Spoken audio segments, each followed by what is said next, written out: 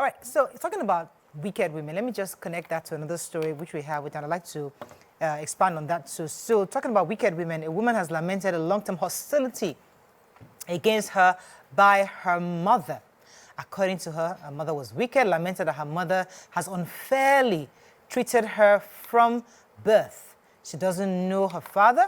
She wrote that her mother works in the federal government, and comparing the ill treatment her mother gives to her, comparing that to her stepbrother, she says that she's being treated unfairly, that her stepbrother is being treated with silver spoon, and her mother despises her so much. She says she's suffering and she doesn't know what to do. Now, she's saying, her question is that I want to know who my father is, but I'm scared to ask her because she's like a lion to me. And that one said, another question she posed is that I want to secure a job to be very far away from her, but she's still not working. And I struggle to survive, but can't ask my mom for help. And she has money, but she doesn't want to help me. Again, a 38-year-old woman. So now, as much as I can see that this is her own side of the story, I was a bit concerned that I didn't know anything about the mother except from what she was telling me. But when I hear lamentations from a 38-year-old adult about their father or their mother or their background, where they're coming from, or the comparison to a sibling or something like that, what does that come to you? How does that sound to you? Do we as adults, I don't want to come across I'm judging already, but do we as adults have the right to complain about our background, or do we accept it and move on? I saw something recently that says, before you're 30, you can accuse your background of stopping you. But once you're over 30, you are now the ground. You should make a way for yourself.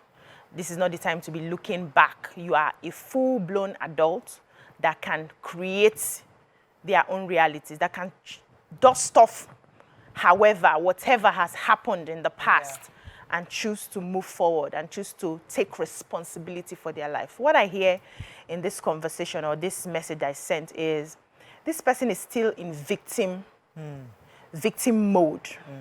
Victim mode is where life is happening to you. Everybody's against you. Mommy doesn't love me, daddy doesn't love me, siblings are treated better than me, blah, blah, blah, blah, blah. Honey, dust it off. How are you treating yourself now? And it may seem like I'm saying it because it's easy for some people. It's not easy for some people. Some people, for the rest of their lives, they will still feel that pain when some issues are mentioned. I still feel some pain from my background when certain subjects are brought up, when certain issues are mentioned.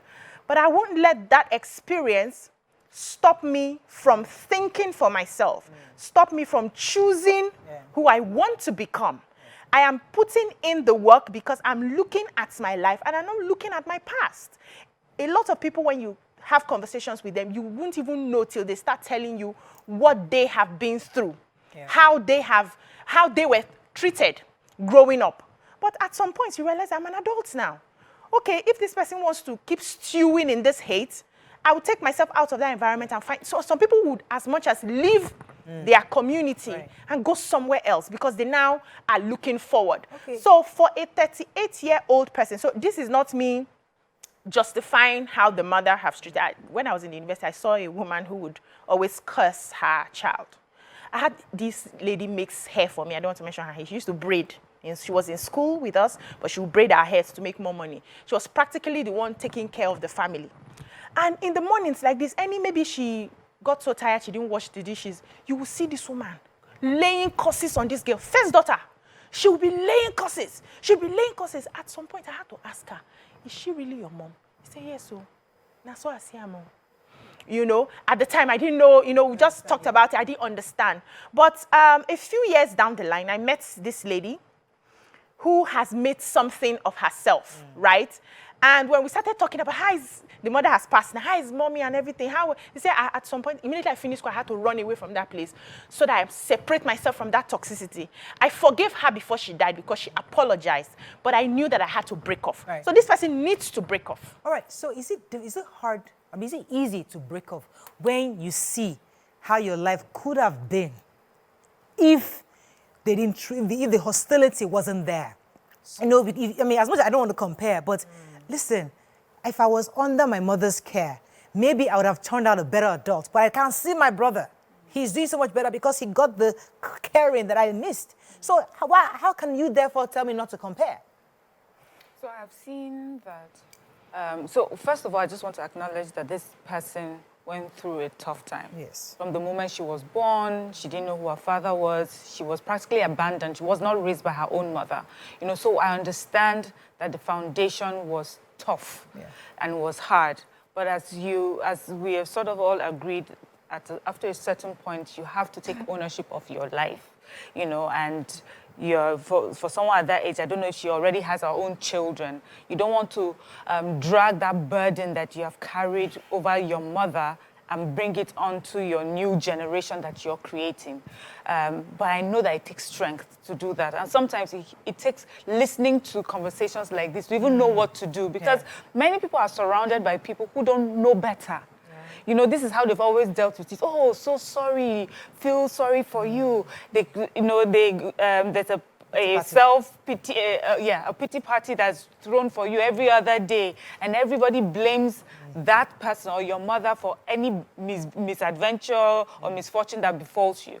So you may be in that sort of community, but I'm hoping that you're listening to this conversation and know that you can take your life in your hands and forge a different path for yourself. But I also want to say that I find this common with people who hold on like this, with people who, for some reason, are looking at the person who had abandoned them, and maybe that person is wealthier.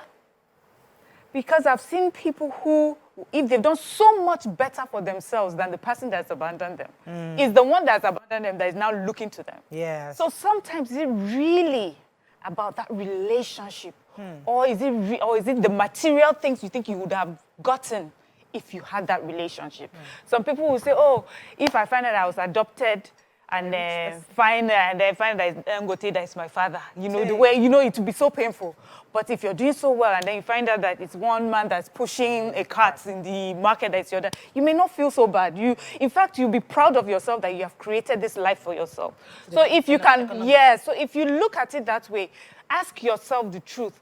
Is this really about what I think she can give me materially? Or mentally, emotionally, have I done well for myself? And can I carry myself and move on? Or do I really, is there a missing emotional void that she was supposed to meet that she didn't meet? No, that can be there. I'm saying that can be there, but is it such a void that it will stop you from getting on with your life? Toko, let me hear your thoughts on this. So they say, there's a quote that I feel is the crux of this matter. Comparison is the thief of joy. So what is the real issue here is she's comparing her life with the life her stepbrother is getting. That's why she's uncomfortable.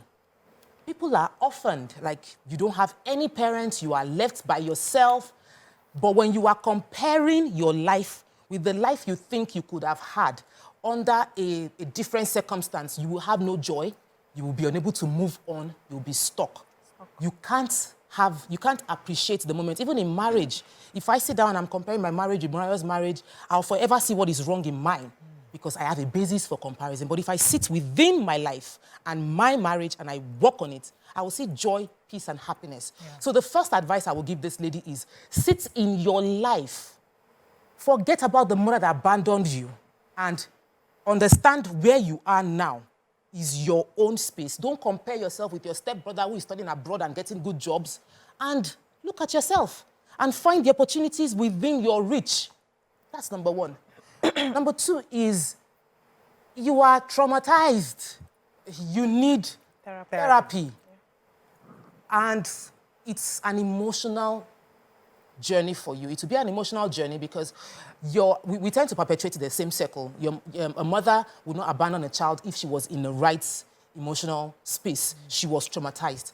And the actions of your mom's trauma has brought trauma into your life. If you don't end the circle, you have your own children too, you will bring trauma into their child. And they would go on and on like that. So you have to make a conscious decision. So for her not to know her father, it's possible maybe her mother was... So I wrote down identity challenges. Yeah, an identity challenge can also make you start looking at everybody as, this is supposed to help me, because I don't know who I am. And not having a father causes major identity challenge. So there is need for proper therapy and coaching session with professionals to help, number one. Number two is the fact that you must take responsibility, establish that one. You're not a baby anymore. And don't compare yourself with your step brother, because what you think is good, you don't see the full detail of what's going on. In fact, this show is called Your View Therapy. I'm telling you. Because we are not therapists. But let me go on a break. When we come back, we continue. Stay with us. We'll be right back. Thanks for staying with us. So earlier, we were talking before about this issue of this woman who is a 38-year-old adult complaining about her mother abandoning her. And I guess Mariam raised an important issue. Where is it really about the economics or the emotional detachment you feel? Because according to the story, the mother works for federal government. She's supposed to be some high-up person in government who has the ability and capacity to hire her or get her a job. Now, going to the issue of comparison, my question therefore is it wrong to compare, especially when you know that the person, because in Nigeria, it's not about who can help, who do you know? It's not like abroad where you know you have to just kind of apply. But here, people always think that, oh, if you know somebody, so in her own mind, the only person she knows is her mother, who has the ability to get her a job. And she has focused on that opportunity as close her eye to any other thing. But therefore, are you saying that it's wrong for her to expect her mother to help her in that situation? Let me start from saying that sometimes we assume that what could have been would actually be if we were put in that position. But we need to understand that in this life, there are no coincidences. There are no mistakes. If you were born in this place, it's because you had to pass through this place. You had to go through these experiences to form you into the glory that is waiting for you. If you stand two people together and you say, share your story with me, and you share your story with me, from their story, the depth of their story, the pain of their story will determine how inspired the audience will be, depending on the story they had to go through. And most people are born in a way that they are born into families where they sort of go through trauma, you know, and they're able to pick themselves up from that trauma. And looking back, they always will thank God for that trauma. They always would thank God for that experience they had to go through, because some of those experiences birth you. You come out, you are big, you are able to, if you start, there are some stories I would share and people can connect to me because they have been there or they are going through that, and they look at you like you went through this and you came out of it. Let's look at Oprah, for instance. There was something I was watching with Oprah where she said she found it difficult to forgive her mother for a very long time. Her mother didn't raise her with love. And T.D. Jakes was explaining to her that she was expecting her mother, who probably had a cup of love, to give her a gallon. To give her a gallon, where she was a child with a gallon of love, right? So it's not about they have done this to me. It's about what strength am I supposed to get from this? Yeah. And how do I use this in a way that I am better for it and I can inspire more people? So she needs to go back. Okay, take your call, please. Mobile from Ikorodu, thanks for calling. Yeah, good morning, ladies. Good morning, sir. Yeah, this is Opo from Ikorodu. Actually, want to talk on. This is my first time anyway. Welcome to the show. So I actually wanted to speak on the first topic. Go ahead. It's your view. Let it count, please. Okay, beautiful. Yeah, presently, I'm actually experiencing this. I'm a little bit down now for the past 1 month. And it is now I realize the wife I married. Okay? That is why I take more interest on this topic and say, let me make my contribution. Truly, there is no saying that when you marry a good wife, you just better go and sleep. A good wife is like a medicine. Okay? Yeah. If you don't treat your wife good, and as I'm down now, I can't really imagine what my wife will have, show it to me right now. In fact, it is now I best appreciate my wife than before this challenge came in.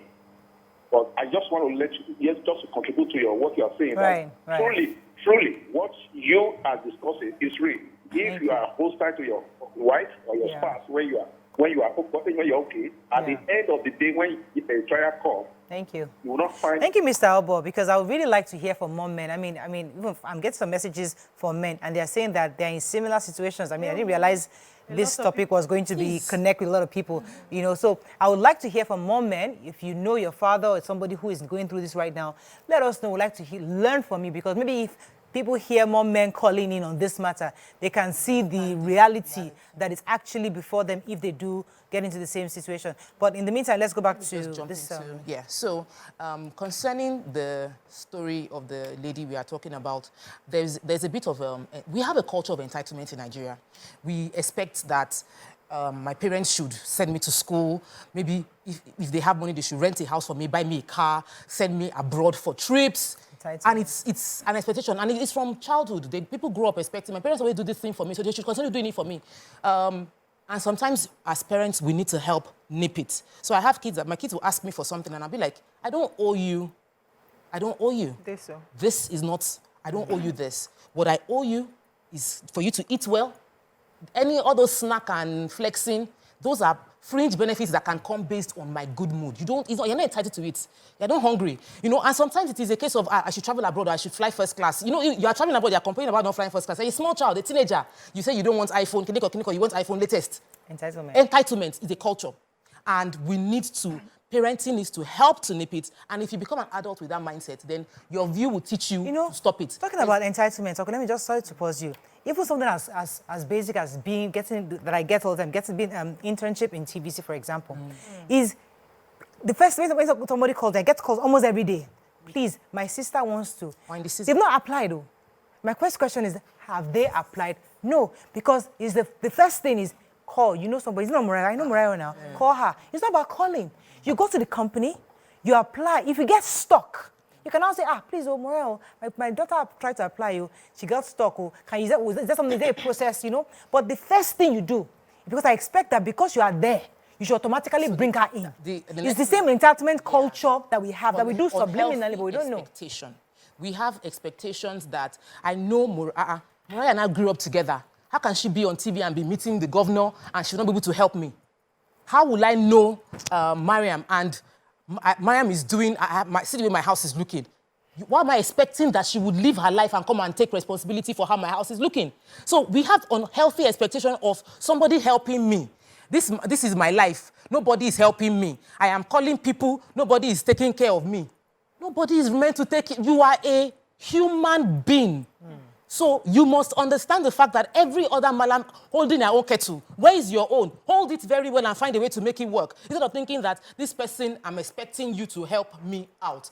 And it is something that we need to discuss over and over again, because when you have wealthy or seemingly wealthy family members, we tend to look towards them in an unhealthy way, putting people that have influence under a lot of pressure, that whatever they do, they cannot do anything And we got to this point talking about this 38-year-old adult who is looking to mommy. Her mother is in her 70s, late 60s. Expect that who is in federal government to give her a job at the age of 30. I'm thinking... So, you know, if you go back to this story, maybe if we have an opportunity to meet the mother, you may be shocked to hear that I sent this girl to school. I opened business for this girl. I did this and this. And she keeps coming back for handouts. We've seen family members who, no matter what you do for them, just because you are in a position where you have, they expect that when everything crumbles, I will just come back. I will explain to you, you should forgive me, and you have the money now, it's plenty. They count your money for you. So this is just what, from her own perspective, you may have a conversation and find out it's not even how she's painting it. She's not able to. And the mother may have chosen to take her hands off. If I've done everything for you, you don't want to stand. Be on your own. Let me take Sailor. Thanks for calling, Sailor. Sailor. Thank you so much. Yeah. You're live. Go ahead, please. Good morning. Good morning. I'm very, very much happy listening to you guys and your analysis on what you've been saying so far. I was sleeping, but I was at the same time listening. This thing you are saying is exactly what transpired in every family. You know, people want to neglect or want to be ignorant of the fact that the future has a very important role, Father. or in the future, that the future has a role to story. play when First story. time comes. This thing does happen, like what one of you said, that is being done mostly by those who have more wealthier than the others, or who has more privilege than the other. At that point in time, they might see that, yes, this is it, I can do this, I can talk for social and social person's this thing. This is my own experience. My mother happened to be one in such. You understand? But as at that period in time, my mother would treat tenants the way she's not supposed to treat the tenant. And I would feel bad. You know, you injecting a tenant and throwing the tenant things outside, you know, I feel so bad. And my elder brother was also who want to support her in all those things. So we keep on growing. I didn't really get, it was a bit incoherent. Did you get it? I didn't get it. Thank you, Sailor, for sharing your thoughts. We didn't really get it 100%. Okay, you're going to say something. Some people on YouTube that were not talking at all about the woman. And I think that it might be the mother, that we should also talk about the mother, that a bit address the mother. And like Mariam just took the words out of my mouth. We can assume what she's thinking, but we don't know what the truth from our own perspective is. And besides, if it was an 18-year-old girl that sent this, probably our comments would likely be a totally different, will go a different way. But because we feel like the person sharing this is old enough to make a decision to seek therapy, seek help, would advise in the line that still is, rather than castigating a mother that we don't know. Yeah, Farida from Sokoto, thanks for calling. Hello, Farida. Hello, I think I lost that call. All right, so, I mean, this is a really, really tough situation to really, I mean, I'm happy that people have started sending in their stories, which is great. I mean, that's what we wanted to do, where we're actually dealing with people's life stories. I think we've practically summarized this and helped this lady the best we can. But as you said, if it was a younger person, maybe the advice might be slightly better. But because she's an adult, different. You know, but because she's an adult, that's why it seems like we're being hard on her to get the grip on her life, you know, so to move forward. Let me let you have the final words on this. Okay, Amara. Yes, I was going to say that some situations where I've seen this happen, person takes themselves out of that community or out of that vicinity or anything that sort of reminds them of that person, so that they can go and, you know, get strength from being far away from what they feel is toxic or was not helping them. So for her, I'm believing that she may still be surrounded by people who are in her ears telling her how you know, all the things that could have been if her mother was in her life. It may even, to her right now, she may think that this is the better support or a good support system. I would advise that she takes herself out of that area and starts again. I see how church has helped some people in areas like that.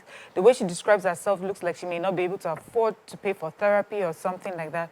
Involve yourself in church activities or, you know, whatever religious activities that you believe in. Yeah. Involve yourself in that. Get a job, do something, get up and go somewhere and just focus on only building yourself, and God will bless you as you We have to wrap up on this, but we just got a message from the lady herself. She said that I'm not after her material things. I struggle all my life alone. All I'm asking is if she can help me get a job because she can. I tried getting a job after, but I lost one, but couldn't. So again, it's the same thing. It's the money if the mother wasn't there, what if the mother was late? Wouldn't she have gotten a job herself? So okay, let me pause you. Let me take Hassan. I'll come to you for final words. Hassan, are you there? Yeah, I'm here. Thanks for calling. Go ahead, please. Look, please, this is an interesting topic, but one thing is very clear. I'm seeing one-sided to the story. We have good and wonderful husbands. We have good and wonderful wives. You understand? I knew of a woman that abandoned her caring husband at a critical stage of his life. I knew. And the man single-handedly trained his children throughout. She abandoned the man throughout the matrimony. This is a woman. So, you see, looking at it from the angle of I will deal with you when you are old. Yes, there's an age gap. Normally, we don't normally marry our age mates. Between a husband and a wife, there's always an age gap. But that resentment is much more pronounced with educated women. You see the emphasizing on educated women. That resentment that I will deal with you later is always with educated women. And we should always try to erase it for our memory. We should allow things to go. We should be forgiven. That is the best thing in marriage. Because I see no reason why you should be in marriage and still not grudges against your husband. You are putting yourself against him. Hassan, let me engage you for a moment because let's imagine a man who, as you said, this man, he was a great father, not particularly a great husband. And I know to you, being a great husband might be secondary to being a great father. But a modern woman will tell you that they want a husband who is just as good to their children. So a modern woman will say that I'm already empowered. And if during your heydays, I didn't see you, you didn't provide for the family, you didn't provide for me, you didn't meet my needs. If now that you're sick, you expect me to be on your bedside, this is where I am blossoming. I'm going around the world, I'm doing stuff.